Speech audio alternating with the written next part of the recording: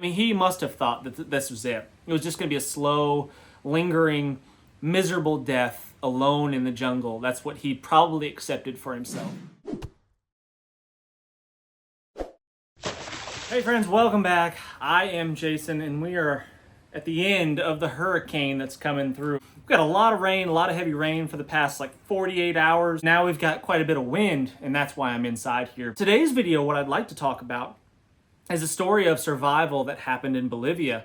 There was a man that was lost for 31 days. 31 days he was in the jungles of Bolivia. He was out hunting with his brothers, I believe, somehow got separated from them, got lost, dislocated his ankle, and spent the next 31 days fighting for his life in this relatively remote part of the world. He had almost no equipment on him. He had no machete, he had no shelter, he didn't even have a flashlight. He had his shotgun and maybe a couple little items maybe in his pocket. He might have had a lighter or something like that, who knows. But that was pretty much it. And he only had one shell left in his shotgun after hunting for the day, apparently. He survived on eating earthworms and other insects that just happened to be crawling around his camp. He ate some fruits like papaya, some wild growing fruits that were kind of like papayas. And he spent 31 days. He lost 37 pounds. He was severely dehydrated. And 37 pounds is about right. I did 25 days one time, and I lost 22 pounds in 25 days without really eating anything. I stayed fairly well hydrated, but didn't have any food going in. So about a pound a day, give or take, something like that is about right. So he was a pretty scrawny mess when he got out of there, and not feeling very good, I am sure, emotionally and physically. Oftentimes, people that live in these areas, they wear rubber boots. And thankfully, he was wearing rubber boots, kind of like, probably not too unlike these rubber boots right here. These are my favorite rubber boots, by the way, because you're probably going to ask. These are Lacrosse Alpha Burley Pros. Love these boots, especially in the wet, mucky winter months. But anyway, he was wearing some sort of rubber boot, most likely, because what he was doing is he was collecting rainwater in his boots. So my guess is he probably, the article that I read about this didn't go into a whole lot of detail on how he survived this ordeal, but my guess is he built some sort of makeshift shelter out of natural materials, even with a severely injured ankle. They called it dislocated ankle. He made some sort of shelter, and he was collecting rainwater in his boots. And that is how he was able to survive this 31 days and stay hydrated. Apparently there wasn't a clean, good water source nearby where he was. And that's pretty resourceful, using what you have. We always have this vision of a survival scenario that we're in, and we're in the woods, and we're crafting the shelters, and we're bushwhacking, and we're rubbing the sticks together, and we're doing all the survival-y things. And while that's great, and I think it's important to have the skills and knowledge to know how to do these types of things, it's fantastic. Oftentimes we are dealt a very unfortunate hand. This man was dealt a very unfortunate hand. He was not prepared with the necessary tools and equipment and stuff that he needed to be more comfortable in this survival situation. And he had to just work with what he had. He had a rubber boot that he knew would hold water, and he was catching rainwater, and that's how he stayed hydrated enough to not die during this month ordeal in the jungle. And I think that's pretty great. Whether he was able to get a fire going or anything like that, I'm not sure. He wasn't susceptible to hypothermia. It seemed like the weather was probably warmer where he was. That's my guess. And he had to deal with wild animals. He said he used his last shot in his shotgun, the last round, to scare off a herd, pack, I don't know what you'd call it, of peccaries. It's like a pig-like animal that lives there. And apparently they were being a little bit aggressive in his area. He was probably in their turf, and he used that last shot to scare them off. How successful this was, I don't know. He even said he encountered a jaguar during this time. And in his weakened condition, animals in that habitat are more likely to take advantage of that situation and see him as some sort of prey.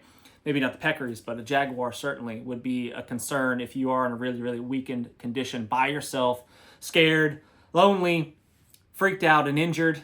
that would be a difficult survival situation to be in, to say the least. Not sure if I mentioned it before, but he was a 30-year-old man, a healthy, strong 30-year-old man that's out hunting with his brothers.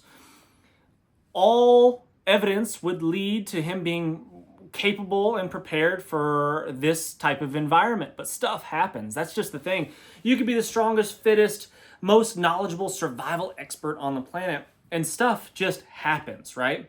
Maybe you're not 100% completely prepared. Maybe he didn't have a compass, didn't have a map, wasn't super familiar with this area that he was particularly in, and got separated, got lost, got hurt, and wasn't able to get his way out successfully. We should definitely be prepared whenever we go into an environment such as that. Any kind of wild environment, make sure you've got the tools necessary to aid your survival.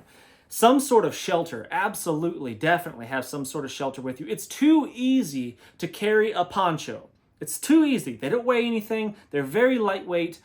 Why would you not carry one into an environment such as that? Maybe he had one, but it didn't specify that in the article that I read. So maybe he had some sort of shelter, and I'm making some of this story up, elaborating upon the story. But why not carry some sort of waterproof type shelter? Just do it. It's not that big of a burden. Just do it. Some sort of cutting tool like this one. He did not have a machete. Did he have a pocket knife or something? Perhaps. But in that environment, a machete is king. A machete would be able to craft and create some sort of more substantial shelter, even if you are injured. Some way to make fire, a reliable source of fire. And in my environment, in that environment, it's wet, it's humid, it's hot. Starting a fire is difficult, even with a lighter sometimes. Things are just so wet. If you've ever tried to start a fire in a jungly, swampy type environment, you know what I'm talking about. It can be really stubborn, and it requires a lot of encouragement, really picky selection of materials, and just a lot of persistent effort to keep that fire going once you finally get it going. So additional fire starting methods such as a lighter, fire starting aids, fire tinder tabs, fire plugs and stuff like that, such as the ones that are offered by Wazoo, a roll of duct tape, for heaven's sakes. So many uses, and it would help you start your fire as well. And just having a fire in a situation like that could have been this huge comfort. I mean, it is for me at least. If I'm out camping by myself, having a fire creates this sense of home, this sense of warmth and comfort that ordinarily you wouldn't have. The forest, regardless of the forest that you're in, is a dark, scary place. I mean, you can't see anything. With no flashlight, he didn't have a flashlight. It's a dark, scary place, and that little bit of light that you would get from the fire, maybe it's not real safety. You don't necessarily ward off the jaguars with a fire, but you would feel safer, and that emotional comfort is huge. It's a big, big deal. So a solid way to start a fire. Water, some sort of water filtration device. Always carry one of those. At a minimum, water purification tablets or a little bit of bleach or something like that, and some sort of water container. He didn't have a water bottle. He didn't have anything like that to collect his water. He was collecting it in his boot, which sucks. So, to say the least, who wants to drink water out of a nasty, scuzzy boot that you've been traipsing around the jungle sweating in all day? That would be rough, but it's what you got to do sometimes. Some sort of snacks would have been great. A 31 ordeal. He's not going to carry, no one's going to carry 31 days worth of food if you're just out on a day hunt. Yeah, I get that. And carrying some food, some small snacks and stuff like that, some electrolyte replacements and things of that nature would be great. But you wouldn't carry enough to last you that entire time. Even if you were really rationing it out, it'd just be kind of... Rationing food is an interesting thing. Your body does weird things when you're starving. It starts to consume itself, and you have these kind of highs and lows and these waves of energy. And as you get further and further into this starvation mode, your energy levels just get lower and lower and lower, and you get sadder and sadder and sadder. And the will to survive, the will to do the next chore that needs to be done becomes harder and harder. And it gets really rough. And I'm sure that he went through this, and it was a very difficult situation for sure. So food, fire, water, shelter, security. He didn't have any weapons on him. He had one shell in his shotgun. I don't know what kind of shotgun he was carrying, but it may have, whatever it was, he had used them all up in his hunting that day, and he had just one single shell left. So carry a few extras. I mean, there's not, it's worth it. Just carry a little bit extra. I'm guilty of that. I'll go into the woods hunting for the day, and I'll carry just a few rounds in my rifle or whatever I'm hunting with, or my shotgun, because I know I'm not gonna, if I shoot at a deer, I'm gonna get 2 shots at most, usually just the one. So a couple of rounds, 3 rounds is all you're ever gonna need, in a hunting situation for the most part. So why carry more? Well, because of this situation right here. And again, just having the comfort of having that firearm ready to rock, and loaded and ready to go is a psychological comforting effect that it would have on him. And I'm sure he wished he had a little bit more ammo than that, just that one shell. Communications. If he had a cell phone of some sort, most likely he didn't have any cell phone service, couldn't SOS beacon. He didn't have a Garmin InReach Mini where he could hit the SOS button and they could come to his exact location. All of these things are super smart to have. Maybe he didn't have access to that where he lived, or couldn't afford it, who knows. But a cell phone with the SOS feature is super valuable. Having a way to communicate, a radio. If he had an inexpensive Baofeng radio where he could possibly communicate with his brothers that were spread out hunting together, and he could talk to them and say, hey, I don't know where I'm at. They could have said, hey, stay where you are, don't move, and we're gonna find you. Give us an approximate location of where you are, or whatever. Navigation, did he have a compass? Always carry some sort of little compass. In my belt, I've got a compass. I always have this little button compass right here on my belt, and it gives me a rough bearing. I know that if the river is west of me, right, I can just travel west until I hit that river, follow it downstream until I hit some sort of civilization. Or I know the road is north, and I came from the north. I just got to head north to get there. Maybe he didn't have that. In the jungle, I've been in the jungle. I've been in the rainforest before, and it is a claustrophobic type feeling. Everything is tight. I've been in forests around here that are like that. Everything is so close. You can only see a few feet in front of you at most sometimes. And that could be a claustrophobic feeling, and it's really easy to get lost. The terrain here helps me just a little bit because there's varying terrain and hills and valleys and stuff. But if you're in a place that's flat and really dense vegetation, which potentially he was, it's really easy to get turned around. It's really easy to get lost in places like that have no real specific terrain features other than flat and jungly. First aid equipment, basic stuff like a SAM splint or something that he could have helped brace up his ankle perhaps, ace bandages, anything like that to help give first aid to himself. At the end of his survival ordeal, apparently he heard they were still looking for him 31 days later.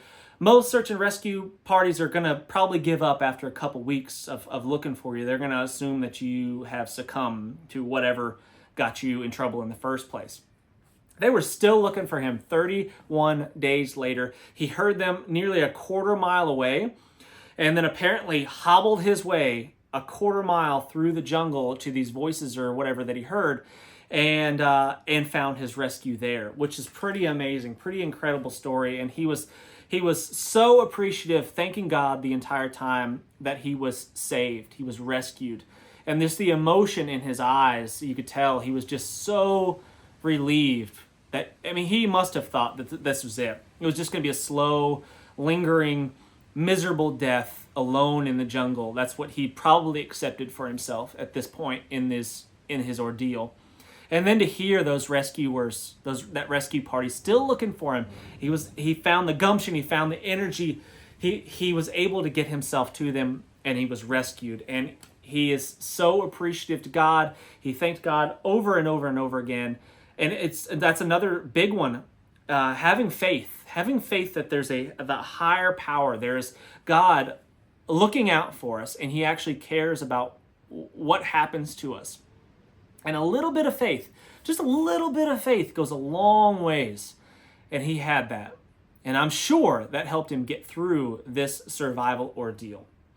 Anyway, guys, I really do appreciate you watching. If you like survival stories like this, please hit that thumbs up. Let me know in the comment section if you like this kind of stuff, this type of content, and I'll keep them coming because I really enjoy talking about this stuff, the real life survival stories, not the hypothetical stuff, the real stuff. So let me know in the comment section what you think about that. Please hit that thumbs up, subscribe if you haven't done so already. And until next time, what's the worst that could happen? Let's just go on 3.